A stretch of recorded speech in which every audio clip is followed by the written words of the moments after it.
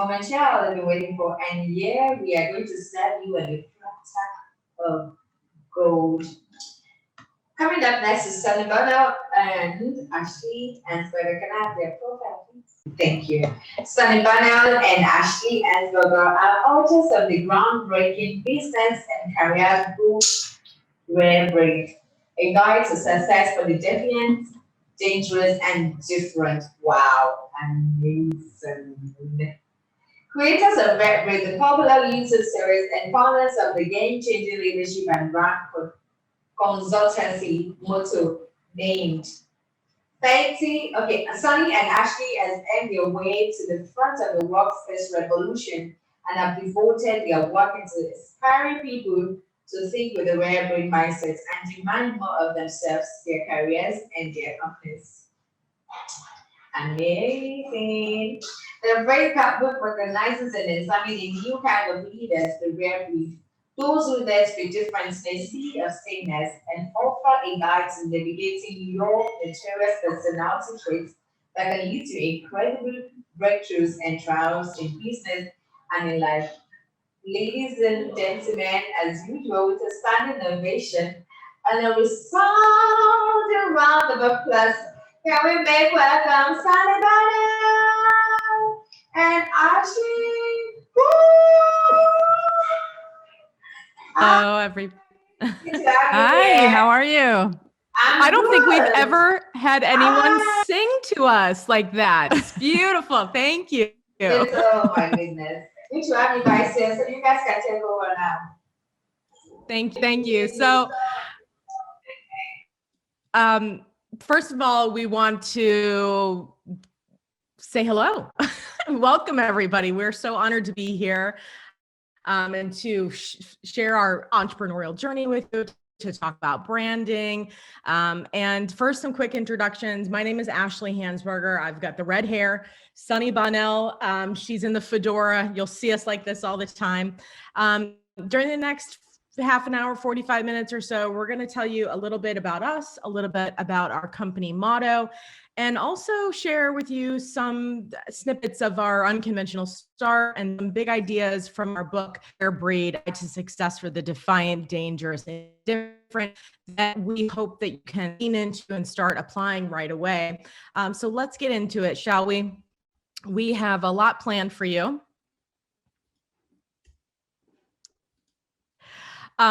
First of all, as we had that beautiful introduction and that gorgeous voice of singing, we are the authors of Rare Breed, a guide to success for the defiant, dangerous, and different, which has become the go-to business book, really, for dismantling business as usual and inspiring a new breed, we like to call them, of thinkers and leaders and entrepreneurs and even marketers. The ethos of that book, minds, and how we can start to embrace rare breed thinking is what we're really here to talk to you about today. Also the co-founders of Motto, which is one of the leading brand and leadership consultancies in the United States. We're based out of New York. We do have clients like Google and USA Today and Hershey's and 20th Century Fox. But we also work with a lot of startup brands, small brands, young brands, brands that are emerging and starting to do something really unique or disruptive and innovative in the world. And everything that we do in the company, in our book, and just Sunny and I throughout our careers is really looked through the lens of brand. So we work with highly, high achieving, high performing leadership teams and people to really inspire their mindset, to align their internal culture and their ideas around big, bold, meaningful ideas so that we can help them really wrestle that vision forward. So what we want to do today is start to set some headspace, start to get us in a frame of mind, if you will. And we want to pose a question to help us start to do that. And the question is, what if you could change your future? Not by becoming someone else, but by going all in on who you are. What would that do for your business? What would that do for your team? What would that do for yourself? in your own career. The thing is, in order to go all in on who you are, you have to have the audacity to actually be who you are, right? We all do. And to have people around you who also allow you to be who you are. But the problem with that is we are simply conditioned to conform, aren't we? And this is very deeply rooted in our psychology. There's this fascinating book called The Origins of Madness, and it's written by J.D. Keene. And in it, he describes how laboratory animals are conditioned to accept that being part of these daily experiments that they go through are simply just part of their existence. It's just the way it is for them. And so imagine this: the animal enters the laboratory room. It has to put itself in this restraining harness. And just like that, it submits to the rules and the regulations of that test. And it doesn't even rebel, because through this training, through this repetition, it has learned to completely relinquish its freedom. And for that hour, it just becomes a passive agent, right? Just responding to these experiments the best it can. Repetition teaches the animal to accept completely unnatural conditions that would normally have it spitting and clawing for its life in the wild. And what's interesting is that given enough time and pressure, we humans, as people on Earth, we become just as docile, don't we? We start to play nice. We also just don't question things because we're not wired to seek this discomfort. And it's primitive, because we're all pack animals in a way, right? We're falling outside of the herd means getting devoured. And so we're taught to fear stepping out. We're taught to play by the rules. We're taught to do what we're told in a lot of ways. And it really starts from the moment that we enter this world. Go ahead. Yeah, as Ashleigh was saying, I think that what happens is this conditioning, and trust me, we're leading you somewhere with this, and it's very relevant business. But the thing is that it's transforming the way that we work, the way that we lead, the way that we show up in our careers, and the way that we show up to our colleagues. So this conditioning, as Ashleigh is saying, is really starting from the moment that we're born. And this is we're often conditioned by our parents. Some of the very first eyes we ever look into when we're a child are those of a guardian or those of our parents, and they have ideas of who we should be far before we've even lived our life, right? Their hopes and dreams are often cast onto us to be something that either they hope to see for us in the future, or perhaps sometimes we're making up for a life that they didn't achieve, all the dreams that they wanted to achieve. And so over time, what happens is that we start to lose our own voice, right? We start to kind of not hear that that we might have our own dreams. We might have our own desires. We might have a path that we want to achieve. Can anyone just drop in the chat? Just give me a thumbs up. Have you felt that way? Do you resonate with this at all? I'm really interested to see of us have felt at looking back on our life that we've been conditioned by parents and teachers and friends and mentors. And sometimes over time, we don't really hear our own voice. So would love to. Yeah, absolutely. So Funmi says, yes, absolutely. Yes, you're right. Absolutely. Great. So we all empathize with this. Valentine, yes, thumbs up. That's the part of conditioning that happens. And what happens over time is we bring this kind of conditioning and mindset into, as I said, the way we lead, the way we work, the way we interact with others. And sometimes we're our own sort of stumbling block because we prevent ourselves from hearing our own voice. Sorry, I'm skipping around on the slides here.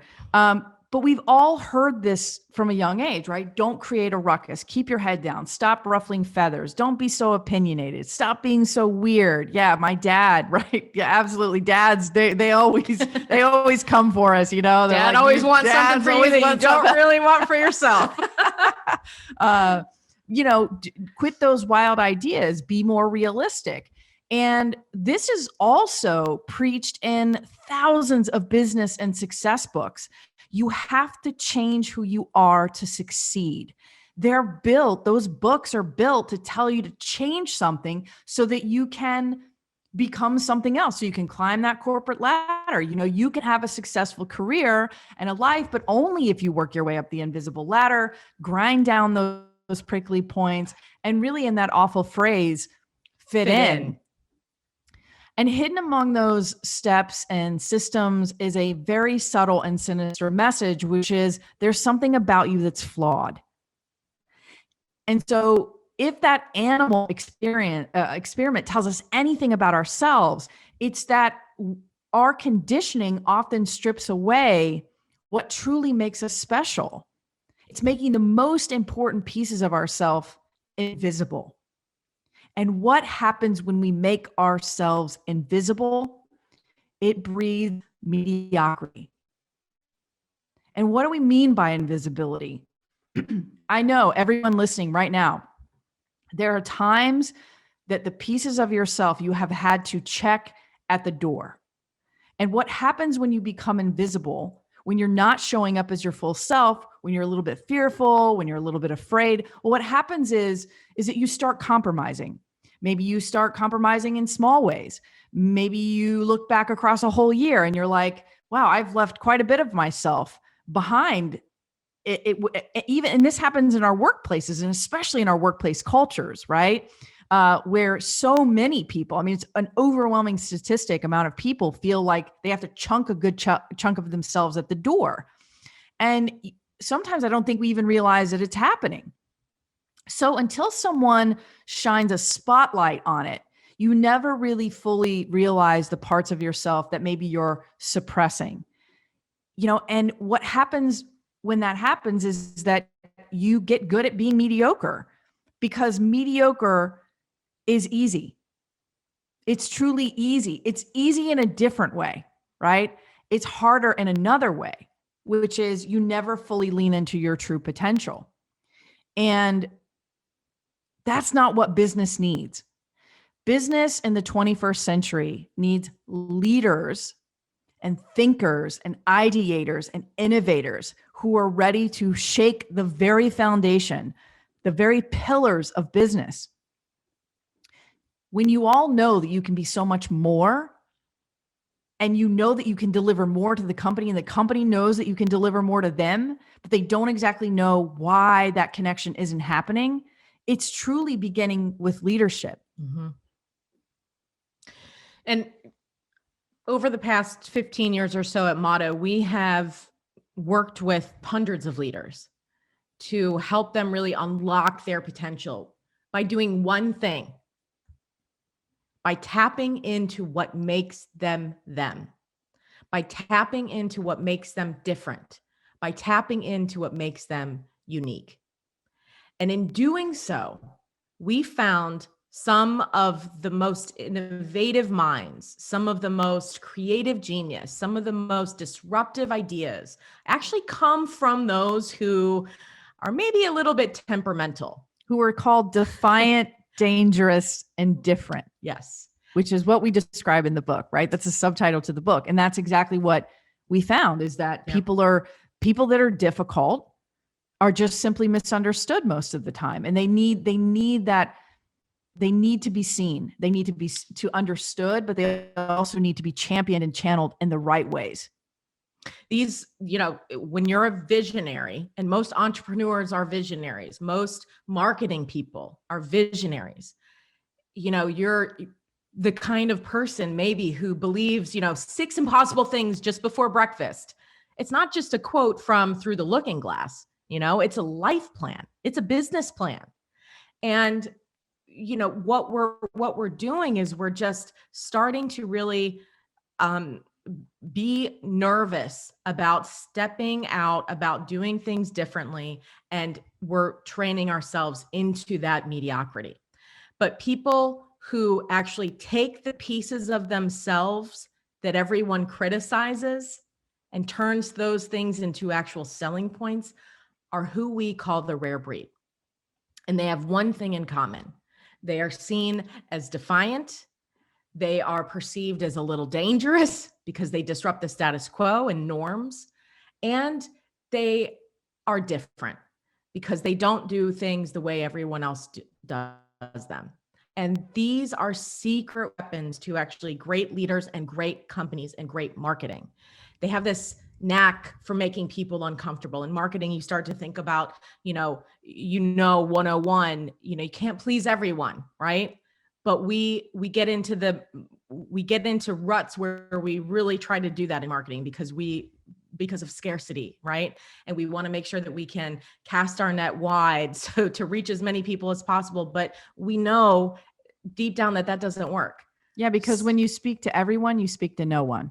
Right. So rare breeds actually have a knack for making people feel a little uncomfortable, and they do things that other people won't do. And they don't see boundaries. They only see these possibilities. And they also have zero tolerance for the way we've always done it.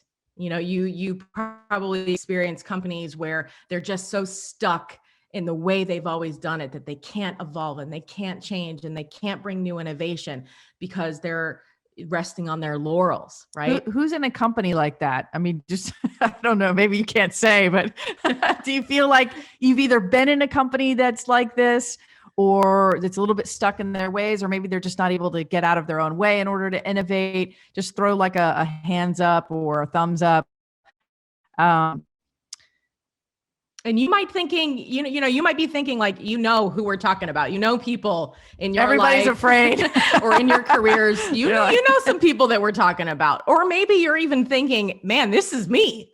Yeah. This defines and describes me. And that's really amazing too, because that means you've got some rare breed in there. Which we got some muscle right there with Shannon. Shannon's throwing, she's not afraid.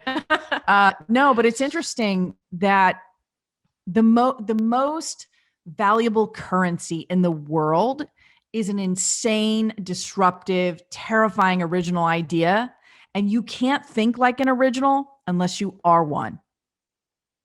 And that's what rare breeds are. That's what we're going to dig into. We're going to talk to you about what rare breeds actually are, how to define them, what behaviors they have, what are the traits that they embody. And then we're going to give you a lot of value at the end of this to sort of start to make some rare breed moves on your own that you can start taking away to your company right away and start employing. So what is the rare breed, and what are the 7 traits that they have? So we go into real deep discussion in this in our book, but all rare breeds have 7 traits. And these traits are: they're rebellious, they're obsessed, they're audacious, they're hot-blooded, they're weird, they're hypnotic, and emotional. These are traits traditionally seen in society as counterintuitive to success. They are told, they are folklores, right, across life and history, that if you are one of these 7 traits, you're probably a troublemaker. There's something about you that's flawed. And what's interesting about all of these traits is that they have a dark side, meaning they are as uplifting as they are undoing. And they're non-conventional leadership traits, but we have found that these are actually virtues. These so-called vices, these 7 so-called vices, are actually keys to unlocking your success in not only the potential in you, but the potential in others, and also the potential within your company. And if you think about this, we all sort of identify with maybe one or all of these things. We have a really cool quiz. I'll drop it in the chat, and whoever's moderating can also drop this in the chat. But go to rarebreedquiz.com after we get off this talk. Yeah, don't leave us now. Don't head there now. But take the quiz. We'll drop it in the chat here shortly. But when you take the quiz, you can actually learn what your dominant trait is, which vice is your virtue. And once you know what that dominant trait is, you can actually kind of lean into it and also recognize when it's becoming a vice versus a virtue. And here's the thing. What is, like, at its simplest parts, what is a rare breed? A rare breed is unordinary among the kind. They are all these 7 traits, and they are the exact opposite of everyone else. So everyone else on the right side, when we think of rebels, well, everyone else is just conforming.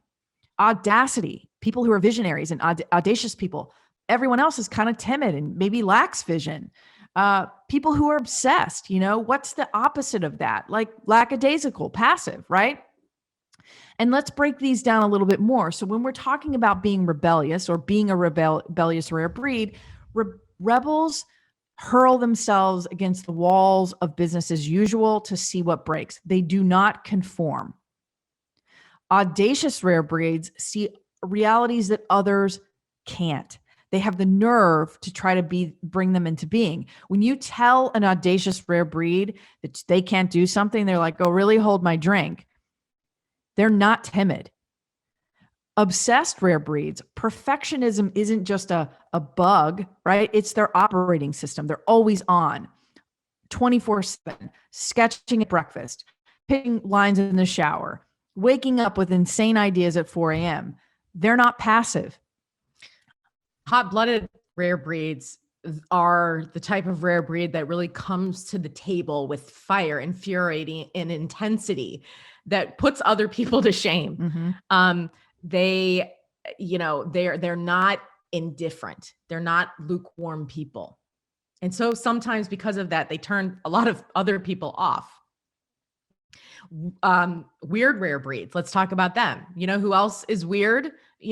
People like astronauts and poets and Nobel laureates and artists and innovators and inventors and everyone who dares to make us laugh and cry and, swoon and just gasp in awe.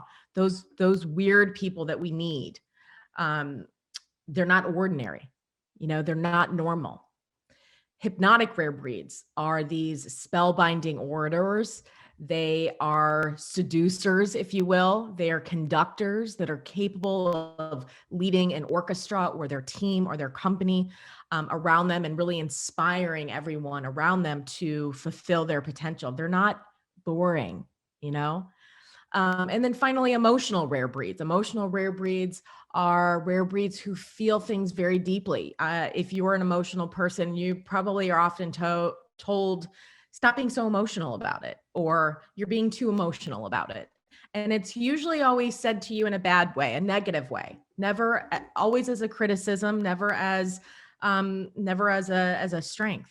And so emotional rare breeds, we find that they really lean in to their intuition. They feel things deeply. They trust their gut. They run on instinct, and they really channel their emotions and show up with empathy and kindness and intuition. They're not insensitive people.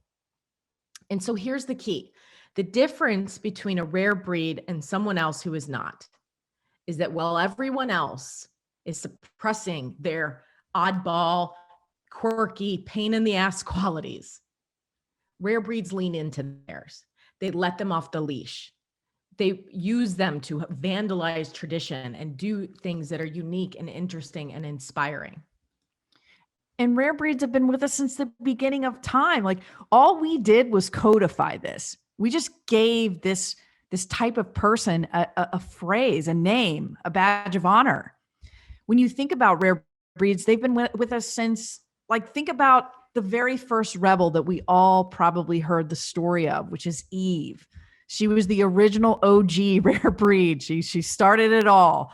But, Joan of Arc was a rare breed. Rosa Parks was a rare breed. Lady Gaga, Tim Burton, Greta Thunberg, Mr. Rogers. These are all rare breeds. Activists, artists, historical icons, business leaders, people in this virtual room are rare breeds and may not even know it. And as we said earlier, the thing that's really interesting is, we have labeled these types of individuals as like outliers or misfits, or they don't belong, right? And what we realized was that you're using that in a negative way. Like, an outlier is somebody who's on the outside looking in. You're on the fringe, you're a misfit. You're kind of like the ugly piece of fruit, right? Like, I think that rare breed gives us a different way to call each other something much, much more proud and honorable and exciting, and to celebrate, to change the conversation about labeling people as being difficult and not fitting in, and actually recognizing that that's what makes them who they are, and really celebrate that. And first, you have to see it in yourself before you can see it in others. Mhm. And once you see it in others, then you can start picking up the phone or texting someone that you know, because then you're like, oh, she's just like a rare breed. And you can use that to celebrate them versus punishing them. Our tendencies are to punish people that we don't understand. And yes, of course, there's dark sides to these traits, and we'll get in those into a minute. We're not saying be defiant, dangerous, and different for the sake of tearing things down or being destructive. Like these traits, as I said earlier, they're as uplifting as they are doing. They do have a dark side. And scarily enough, some of our greatest icons throughout history, even some of our greatest orators, some of the most compelling figures in history have also been some of the darkest, some of the most evil. So when we use the word and the phrase rare breed, we're talking about somebody who's using their forces for good. They're using their forces for good, not evil. And what's interesting about rare breeds too, is they're squeezing every ounce of who they are out of themselves and others. Like, when they're in the room, because they change the air. They change the molecules. That you're in there with somebody different, regardless of if they're loud or quiet or any of that. And sometimes you might be sitting right next to a rare breed and not even know it. And so the truth is that if the world needs more rare breeds, why are there so few of them? They're in fact rare. They are in fact rare. If our lives are made up of these tiny micro millions of decisions where we either choose to break the mold, fit the mold, follow our own voice, or listen to the voices of others, or choose the path of least resistance, it raises a very interesting question. Why don't more people do it? Why don't more people lead into the rare breed that they have? And also, why, as leaders in our own companies, do we actually often push the rare breed out of our own company, even though we damn well know that we need that rebel and that obsessed person, that hot-blooded person at the table, but we don't know what to do with them. And so we end up casting them out. And what do? They often go start their own company.